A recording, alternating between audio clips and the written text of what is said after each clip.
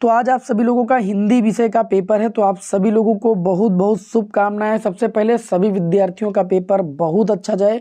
और मैंने सोचा कि चलिए पेपर के पहले कम समय में एक मॉडल पेपर को और आप सभी लोगों को हम सॉल्व करा देते हैं, जिससे आप सभी लोगों का थोड़ा रिवीजन हो जाएगा कम समय में पूरे मॉडल पेपर का।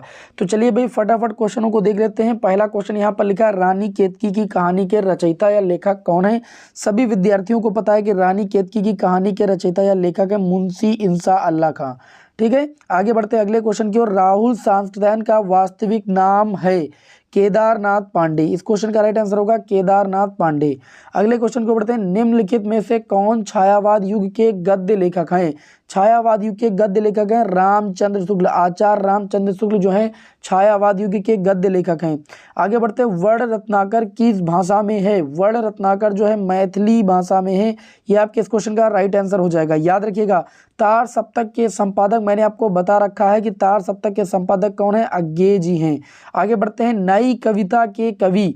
नई कविता के कवि मैंने आपको पिछली क्लास में बताया था, इसका आंसर आप कमेंट करके बताइए भाई। नई कविता के कवि कौन है, इसका आंसर आपको कमेंट करना है जल्दी जल्दी। विनय पत्रिका किस भाषा की कृति है, सभी को पता है विनय पत्रिका जो है तुलसीदास, गोस्वामी तुलसीदास द्वारा जो है लिखी गई है। और ये किस भाषा में लिखी गई, तो आप कहेंगे ब्रज भाषा में। बहुत सारे विद्यार्थी गलती करते हैं, अवधि लगा देते हैं। आगे बढ़ते हैं, शिवा बावनी के रचयिता कौन है, भूषण। शिवा बावनी के रचयिता कौन है, भूषण जी। आगे बढ़ते हैं, निम्नलिखित कवियों में राष्ट्र कवि की उपाधि से किसे विभूषित किया गया। तो मैंने आपको बताया था कि राष्ट्र कवि की उपाधि से मैथिली शरण गुप्त को गांधी जी ने जो है विभूषित किया। तो ये आपके इस क्वेश्चन का राइट आंसर हो जाएगा। बढ़ते अंगा पाठ की ओर। कठिन काव्य का प्रेत, very very most important question. कठिन काव्य का प्रेत किसे कहा जाता है, केशवदास को।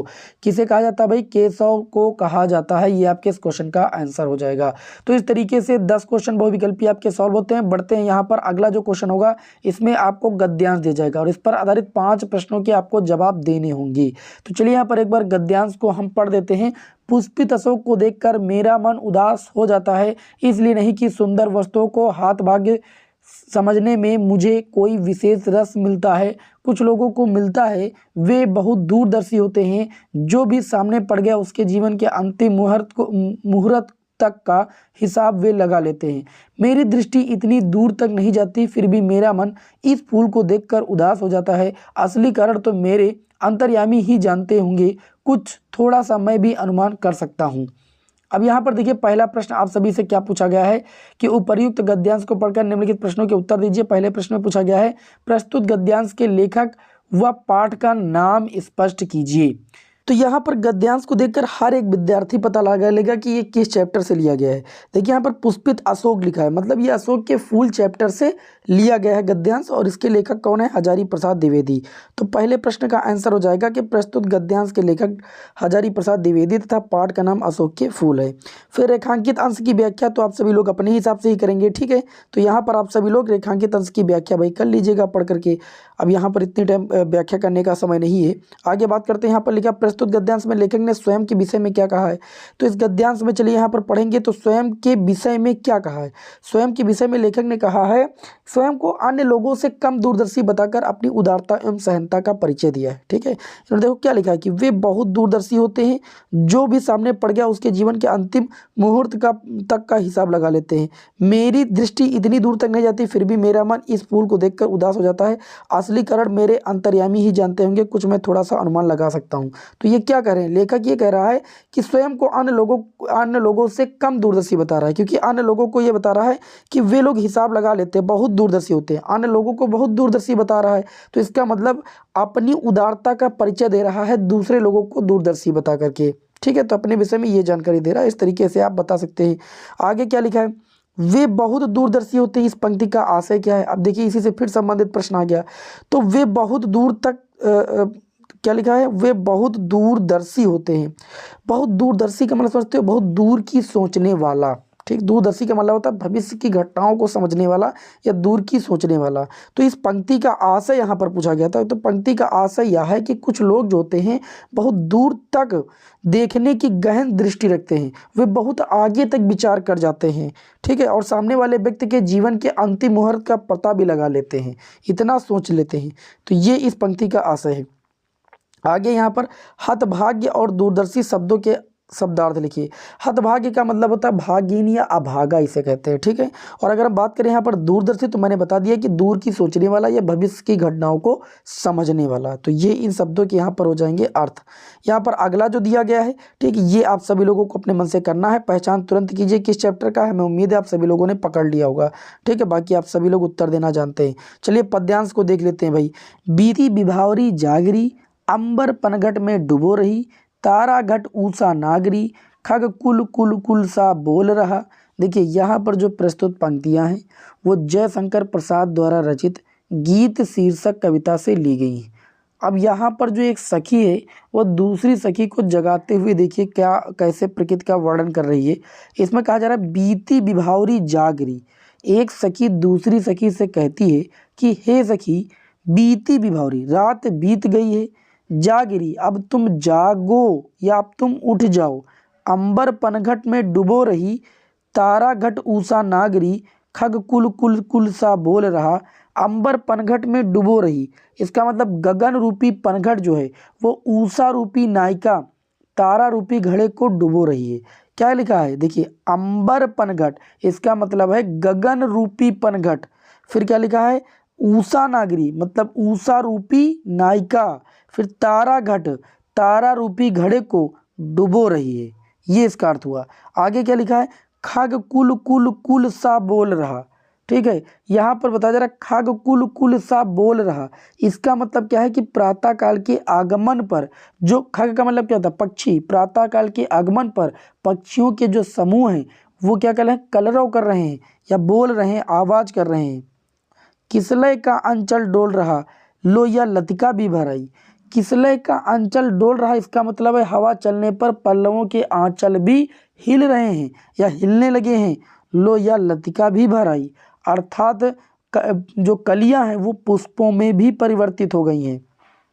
आगे देखिएगा, यहाँ पर बहुत ही ध्यान से इन 3 लाइनों को समझिएगा। मद मुकुल रस गागरी, अधरों में राग अमद पिए, आंखों में भरे बिहग सी, ठीक है, और अलकों में मलयज बंद किए हुए। इन 4 लाइनों का अर्थ बहुत अच्छे से समझना है। देखिए यहाँ पर अब एक सखी, वही सखी दोबारा अपनी सखी से कह रही है कि तू अपनी अधरों में प्रेम की मदिरा को पिए हुए, अधरों में प्रेम की मदिरा को क्या हुए, पिए हुए, अपने बालों में सुगंध को समाये हुए, अलकों में मलयज बंद किए हुए, अपने बालों में सुगंध को समाये हुए, तथा आंखों में भरे विहाग सी, मतलब आंखों में आलस से भरे हुए सो रही है।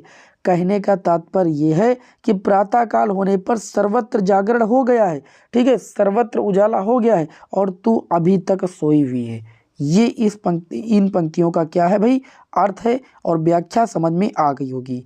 तो अब यहाँ पर जैसे पहला प्रश्न पूछा गया कि प्रस्तुत पद्यांश के कवि व शीर्षक का नाम उल्लेख कीजिए, तो आपको उत्तर देना है कि प्रस्तुत पद्यांश के कवि जो हैं जयशंकर प्रसाद हैं तथा शीर्षक का नाम क्या है, गीत है। आगे लिखा है अंबर पंघट में डुबो रही, तारा घट ऊषा नागरी, पंक्ति का भाव स्पष्ट कीजिए। अभी मैंने इसका भाव स्पष्ट किया कि ऊषा रूपी नायिका जो है, यहाँ पर ऊषा रूपी नायिका है, ठीक है, और तारा रूपी घट है, ठीक, और अंबर रूपी पनघट है। यहाँ पर बात ये कही जा रही है कि ऊषा रूपी नायिका, ठीक है, गगन रूपी या आकाश रूपी पनघट में तारे रूपी घड़े को क्या कर रही है, डुबो रही है, ठीक है, अर्थात रात्रि समाप्त हो गया है, सुबह हो गया है, लेकिन तू अभी तक सोई हुई। इस पंक्ति का ये आशय है। प्रभात का वर्णन करने के लिए कवि ने किन किन उपादानों का प्रयोग किया, मतलब किन को बताया है। तो प्रभात यानी सुबह का वर्णन करने के लिए इन्होंने बताया कि आकाश में तारे छिप गए हैं, सुबह पक्षियों की आवाज़ मतलब जो है हो रही है, पेड़ पौधे के पत्ते जो है हिलने लगे हैं, यही चीज़ तो बताया अभी। समस्त कलियां जो थी वो पुष्प में परिवर्तित हो गई हैं, ठीक है, और यही सब चीज़ें जो है यहाँ पर वर्णन किया है। प्रभात का वर्णन करने में इन्हीं शब्दों का प्रयोग किया है, बस इतना लिख दीजिए काफ़ी है। फिर लिखा रेखांकित अंश की व्याख्या कीजिए, तो ये आपको अभी मैंने बता ही दिया। प्रस्तुत पद्यांश में मानवीकरण अलंकार की योजना पर प्रकाश डालिए। प्रस्तुत पद्यांश में सुबह का नायिका के रूप में वर्णन, पत्तों का आंचल डोलना, लताओं का गागर भरकर लाना आदि पद्यांश में मानवीकरण अलंकार प्रयोग पर प्रकाश डालते हैं, ठीक है। ये सब चीज़ें जो हैं मानवीकरण अलंकार के प्रयोग पर प्रकाश डाल रहे हैं। कौन कौन भाई, लताओं का गागर जो है भरकर लाना, पत्तों का आंचल डोलना और सुबह का नायिका के रूप में वर्णन। तो ये सब जो है किस पर प्रकाश डाल रहे हैं, मानवीकरण अलंकार पर डाल रहे हैं। तो इस तरीके से आप लिख सकते हैं यहाँ पर। अच्छा आगे यहाँ पर अभी इस पद्यांश को आप सभी लोग अपने मन से कीजिए, ठीक है, प्रैक्टिस के लिए एक पद्यांश मैंने आपको करा दिया है। आगे चलिए बढ़ते हैं। यहाँ पर प्रश्न संख्या 5 में सभी लोगों को पता है कि किसी एक लेखक का साहित्यिक परिचय देते हुए उनकी रचनाओं का उल्लेख करना। तो मैंने पहले ही बता रखा है कि आपको पहले साहित्यिक परिचय लिखना है, लेकिन उस साहित्यिक परिचय लिखने से पहले जीवन परिचय से संबंधित कुछ बातें जरूर लिखनी है। उसके बाद साहित्यिक परिचय लिखिए और फिर कृतियाँ लिखिएगा, क्योंकि कृतियाँ आपके 2 नंबर की होती हैं, मैंने आपको पहले से बता दिया। और कृतियों को काले पेन से लिखिएगा हाईलाइट करके, ठीक है। तो 5-5 10 नंबर आपको यहाँ से मिल जाएंगे। और ये भी मैंने बता दिया कि 25 मिनट में कम से कम इन दोनों को जरूर लिख डालिए, 25 से 30 मिनट में। आगे लाठी अथवा बहादुर कहानी के उद्देश्य पर प्रकाश डालिए, ठीक है। और स्वपठित खंड का ये सभी लोगों को अपना अपना पहले से ही रटा होगा, इसको बताने की कोई ज़रूरत नहीं। फिर यहाँ पर खंड खा आ रहा है, ठीक है। खंड खा में क्या होता है कि संस्कृत गद्यांशों में से किसी एक का संदर्भ से हिंदी में अनुवाद करना होता है। तो यहाँ पर चलिए पहले गद्यांश का हम अनुवाद करना बता देते हैं, दूसरे का आप कर लीजिएगा और एक पद्यांश दिया जाता है। याज्ञवल्क्य उवाच ना वा अरे मैत्री, याज्ञवल्क्य बोले अरे मैत्री, पतिउ कामाय पति प्रियो भवति, पत्नी को पति की कामना के लिए प्रिय नहीं होता। आगे क्या लिखा है, आत्मस्तु वै कामाय पति प्रियो भवति, बल्कि पति तो अपनी ही कामना के लिए प्रिय होता है। न व अरे अरि, आगे क्या लिखा है, जाया कामाय जाया प्रिय भवति, आत्मस्तु वै कामाय जाय प्रिय भवति। आगे कहा जा रहा है ना ही पति को पत्नी की कामना के लिए प्रिय होती है, बल्कि अपनी ही कामना के लिए पत्नी प्रिय होती है। न व अरे पुत्र से वित्तस्य च कामाय पुत्रो वित्तम व प्रिय भवति। इसका मतलब है अरे पुत्र एवं धन की कामना के लिए पुत्र एवं धन प्रिय नहीं होते, बल्कि अपनी ही कामना के लिए पुत्र एवं धन प्रिय होते हैं। आत्मस्वे कामाय पुत्रो वित्तम व प्रिय भवति, बल्कि अपनी ही कामना के लिए पुत्र एवं धन प्रिय होते हैं। फिर आगे क्या लिखा है, ना व अरे सर्वस्य कामाय सर्व प्रियम भवति। आगे क्या लिखा है कि सबकी कामना के लिए सब प्रिय नहीं होते हैं, बल्कि आत्मस्तु वे कामाय सर्व प्रियम भवति, बल्कि सब अपनी ही कामना के लिए प्रिय होते हैं। तो इस तरीके से यहाँ पर मैंने गद्यांश का आपको यहाँ पर अर्थ समझा दिया है, अनुवाद समझा दिया है। ये जो गद्यांश ये कहाँ से लिया गया है, तो आप ये जो गद्यांश है संस्कृत दिग्दर्शिका के आत्मज्ञ एवं सर्वज्ञ नामक पाठ से लिया गया है, ठीक। तो आप इसका संदर्भ लिख सकते हैं कि प्रस्तुत गद्यांश हमारी पाठ्य पुस्तक संस्कृत दिग्दर्शिका के आत्मज्ञ एवं सर्वज्ञ नामक पाठ से लिया गया है, ठीक है। बाकी अनुवाद मैंने आपको बता दिया, इससे आप अनुवाद कर सकते हैं। दूसरा वाला आप अपने हिसाब से कीजिएगा, मैं प्रैक्टिस के लिए एक एक आपको करा दे रहा हूँ। अब यहाँ पर देखिए आपको संस्कृत का एक पद्यांश दिया जाएगा, और मैंने बता दिया कि पद्यांश एक ये निश्चित है कि आपका सुभाषित रत्नांश से ही आएगा। जैसे पहला वाला ही पद्यांश आप देख सकते हो, ये सुभाषित रत्नांश से आया है। क्या लिखा है, सहसा विदित न क्रियाम विवेका। इसका क्या मतलब है, इसका मतलब है बिना सोचे विचारे कोई कार्य नहीं करना चाहिए, ठीक है। इस श्लोक का क्या अर्थ है, बिना सोचे विचारे कोई कार्य नहीं करना चाहिए, ठीक है, क्योंकि ठीक प्रकार से विचार किया गया कार्य ही फलीभूत होता है।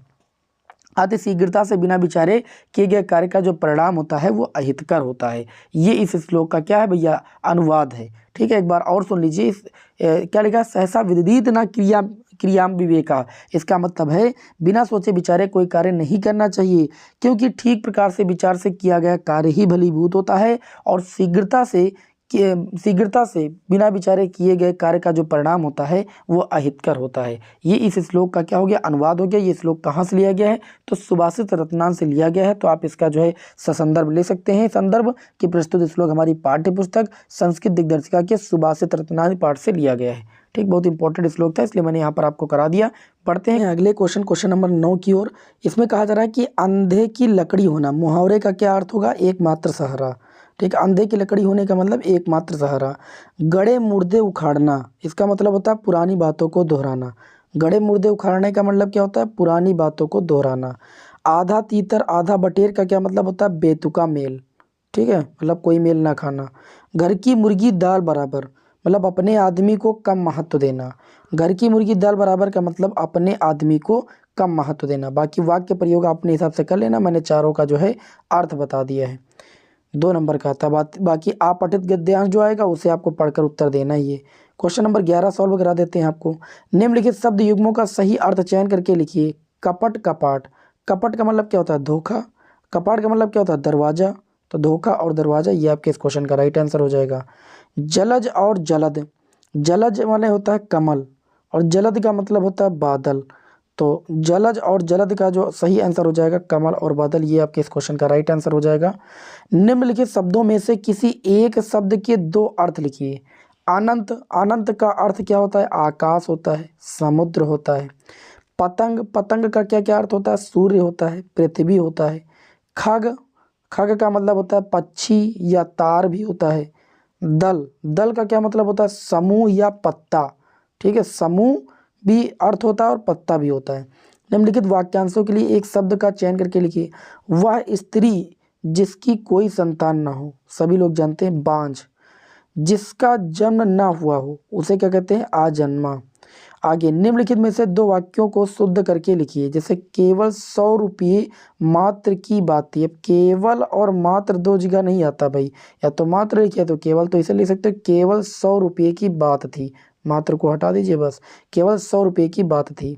हवा ठंडी बह रही है, तो हवा ठंडी नहीं बह रही, ठंडी हवा बह रही है। इसका सही वाक्य क्या होगा? ठंडी हवा बह रही। अनेकों बार देख चुका हूँ, अनेकों बार देख चुका नहीं हूँ, अनेक बार देख चुका हूँ, ये जो है सही वाक्य आपका हो जाएगा। ठीक है, किसी विद्यार्थी को कोई दिक्कत? कोई दिक्कत नहीं। बाकी देखिए रस आपका आता ही आता है, अलंकार एक आता है और छंद एक आता है, तो ये आप सभी लोग याद कर चुके होंगे, एग्जाम की अच्छी तरीके से तैयारी कर चुके होंगे। यहाँ पर पत्र, और मैंने आप लोगों को बता ही दिया है कि जो पत्र लिखना और साथ ही में जो यहाँ पर आप निबंध लिखना, फॉर्मेट का ख्याल रखिएगा। पत्र में फॉर्मेट आप एकदम सही लिखिएगा, सेवा में के बाद जो है कामा लगेगा जरूर। ठीक है, उसके बाद फॉर्मेट आपको पता होना चाहिए, मैंने आपको वीडियो प्रोवाइड किया है, हमें उम्मीद है आपको पता होगा। बाकी जो है जब किसी भी टॉपिक पर निबंध लिखना तो उसमें जो है पहले रूपरेखा अच्छे से जरूर लिखना, क्योंकि रूपरेखा के 2 नंबर अलग से होते हैं, और उसके बाद कोटेशन बीच में जरूर लिखना काले पेन से हाईलाइट करके, तो बहुत ही अच्छे मार्क्स आपको मिलेंगे। इस तरीके से आप सभी लोगों का मैंने इस मॉडल पेपर का प्रैक्टिस करा दिया है। हमें उम्मीद है कि यहाँ पर जो एक एक 2-2 नंबर वाले क्वेश्चन थे इनका रिवीजन एक बार अच्छे तरीके से हो गया है, और जैसे मान लीजिए कोई क्वेश्चन यहाँ से रिपीट होता है तो आप उसे कर ले जाएंगे। चलिए भाई, आप सभी लोगों को बेस्ट ऑफ लक। जय हिंद, वंदे मातरम।